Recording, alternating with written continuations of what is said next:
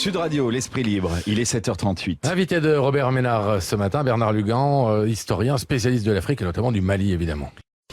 Sud Radio, Pascal Bataille, Ménard en liberté. Bernard Lugan, bonjour. Bonjour. Bernard Lugan, qu'est-ce qui se passe exactement au Mali? D'un côté, un coup d'État il y a une dizaine de jours, puis les Touaregs associés à des islamistes qui s'emparent d'une bonne partie du pays. Est-ce que ça nous concerne d'une certaine façon ou pas du tout cette affaire? D'abord, nous payons les conséquences de notre intervention en Libye. La conséquence directe de cette malencontreuse intervention, parce que le colonel Kadhafi, avec tous ses défauts, avait au moins une qualité, c'est qu'il contrôlait la région. Or maintenant, les Touaregs et les divers groupes qu'il contrôlait ont perdu leur mentor et ont repris leur liberté. Premier point. Deuxième point, les frontières coloniales, ça nous concerne également, car c'est nous qui les avons tracées. Et les Touaregs ne veulent plus vivre sous la domination des populations du Sud. Ces populations du Sud qui sont au pouvoir parce qu'elles constituent 90% de la population. Or, comme nous sommes en démocratie, les Touaregs qui sont 10% seront toujours battus électoralement. Ils ont pris les armes et ils veulent la partition du pays. Bernard Lugan, les Touaregs, il y en avait un certain nombre qui étaient les supplétifs de Kadhafi, qui sont partis de Tripoli, armes et bagages. C'est ce que je dis. C'est exactement ce que je vous dis. Ils étaient en partie chez Kadhafi, et comme Kadhafi n'est plus là pour les contrôler, mais ils ont repris leur autonomie. Et reprenant leur autonomie, ils ont décidé non plus de demander plus d'intégration à l'État malien, mais ils ont décidé de se séparer de l'État malien pour rétablir la réalité ethno-historique qui est que un peuple a besoin de son territoire et les États pluriethniques en Afrique sont tous des États à problème. Mais alors ça je comprends. Et Al-Qaïda là-dedans, Al-Qaïda au Maghreb islamique, alors ils sont liés aux islamistes? Ça c'est de la poudre aux yeux. C'est de la poudre. Ah, vous n'y croyez pas? Il y a deux guerres dans la guerre du Mali. Il y a deux guerres. Et les observateurs ne le voient pas. Le miroir de AQMI fait qu'ils sont tous partis sur ce phénomène islamiste. Il y a deux guerres. Les Touaregs du MNLA ont repris la zone Touareg, dans laquelle ils sont les maîtres. Et leurs alliés du mouvement Ansar Dine ont un autre but de guerre, eux. Le but des Touaregs, c'est de se séparer du Mali, tandis que le but des islamistes, c'est de prendre le pouvoir dans toute la partie sud du Mali. Et c'est pour cela que les Touaregs ne sont plus à Tombouctou, parce que Tombouctou, c'est la limite territoriale du territoire Touareg.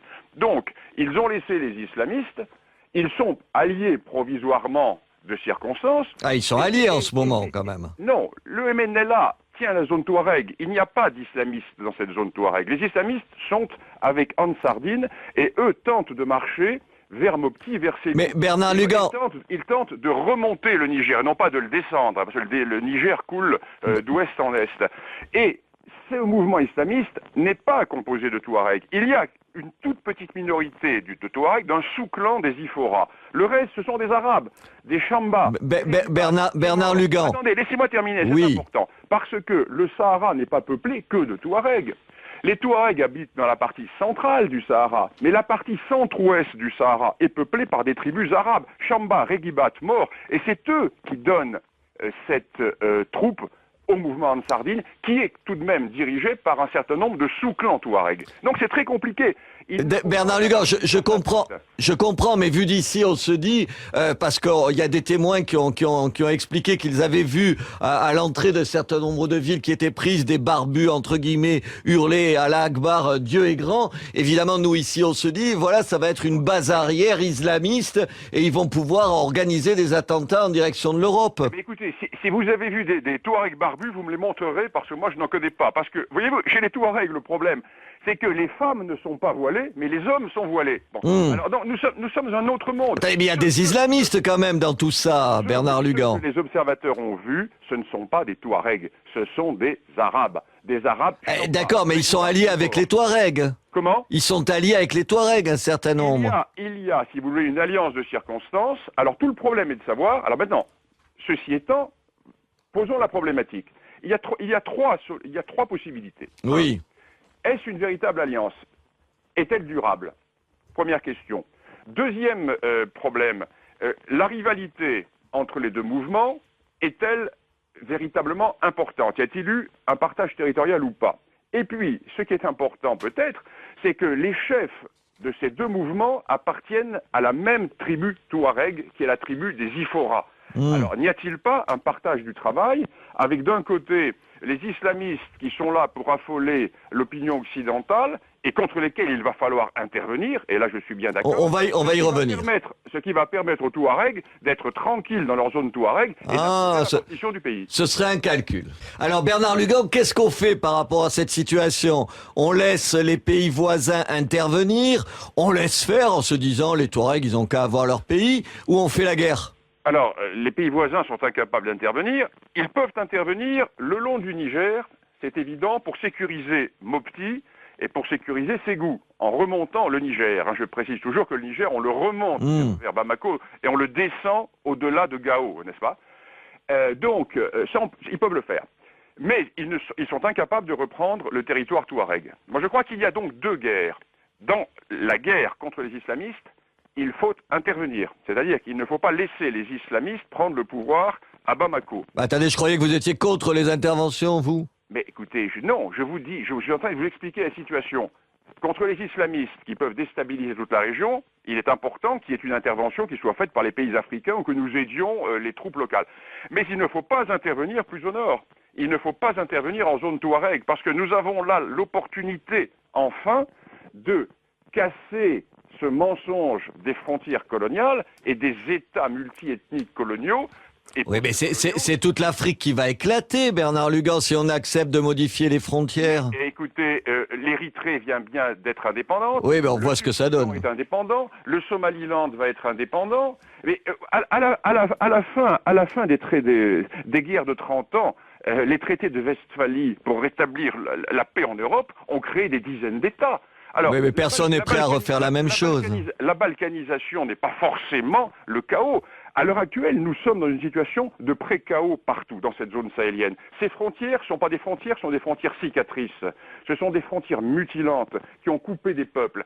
Et plus grave encore, plus grave que d'avoir coupé des peuples, qui ont forcé à vivre ensemble la poule et le renard. Donc il est bien évident que ça ne peut qu'éclater. Alors Bernard Lugan, si je comprends bien, vous dites qu'on foute la paix aux Touaregs, oui. Ils ont droit à leur pays, oui. Qu'ils aient un pays, oui. Et ce sera que justice. Mais vous dites, en revanche, pour les islamistes, dont vous ne savez pas trop, pas plus que nous manifestement, si l'alliance avec les Touaregs est durable ou pas, vous dites, eux, il faut taper parce qu'ils sont dangereux. Eux, il faut les taper, il faut les casser. Bah attendez, on va faire une intervention militaire. On va envoyer nos hommes là-bas, on va se faire tuer pour ça. Non, je ne dis pas nous. Moi, je ne suis pas M. Juppé ni M. le président Sarkozy. Moi, je suis un ethnologue. Je croyais pas que vous étiez Bernard-Henri Lévy, vous, quand même. Un ethnologue qui connaît un peu le pays et qui connaît en plus les responsables, de cette opération de rébellion ou de soulèvement. Bon, donc je vous dis, je sais qui ils sont. Bon, moi, je vous donne mon diagnostic. Le reste n'est pas mon problème, c'est le problème des politiques. Je dis qu'il y a deux guerres, il y a deux choses. D'un côté, les Touaregs qui ont une revendication parfaitement légitime,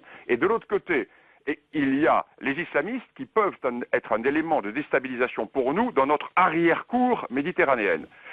Eux, il ne faut pas les laisser agir. Voilà. Oui, d'accord, mais oui, j'ai compris, mais attendez, alors je vous repose la question, Bernard Lugan. Vous me dites en même temps que les pays voisins, ils n'ont pas les moyens de le faire, ils auront les moyens si la France ou les États-Unis les leur donnent. Est-ce qu'on repart vers une intervention militaire dans un pays, dans une zone qui est plus grande que la France? Non, c'est un fleuve.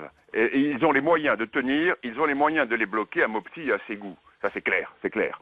Mais ils n'ont pas les moyens de reprendre la zone Touareg, qui est l'immensité désertique. Voilà, il y a deux choses, il faut connaître le terrain. Alors, sur AQMI, maintenant, donc, Al-Qaïda au Maghreb islamique, est-ce qu'aujourd'hui, ils sont un danger pour notre pays? Ah, mais bien sûr, mais évidemment, puisqu'ils contrôlent une partie des flux mafieux sahariens. La drogue. Là, c'est un autre problème. Moi, si vous voulez, en tant qu'ethnologue, je vous dis, il y a un monde dans le Sahara qui est allergique au fondamentalisme musulman, c'est le monde touareg. Il faut s'appuyer sur eux pour lutter contre AQMI et contre le fondamentalisme musulman. Ce sont des berbères, n'est-ce pas? Ce ne sont pas des arabes. Et ils ne sont pas sensibles à l'islamisme. Les femmes sont libres. Les femmes ne sont pas des objets. Les femmes ne sont pas voilées. Elles ont leur liberté. Nous ne sommes pas dans un monde musulman. Et ça, il faut bien le voir. Or, les observateurs confondent tout. Pour le Sahara, ce sont les Touaregs, les hommes bleus. Mais les hommes bleus ne sont pas des Touaregs, ce sont des Arabes, les hommes bleus.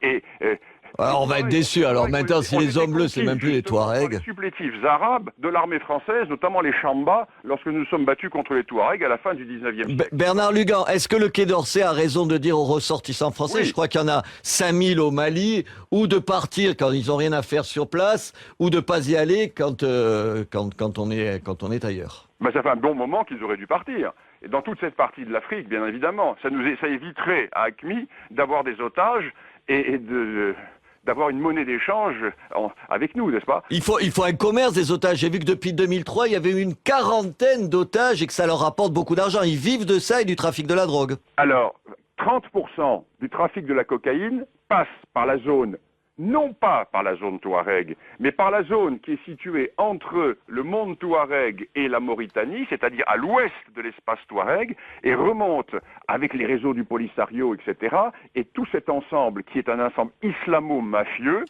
qui gangrène totalement la région. C'est pour cela que nous ne pouvons pas nous désintéresser de cette zone.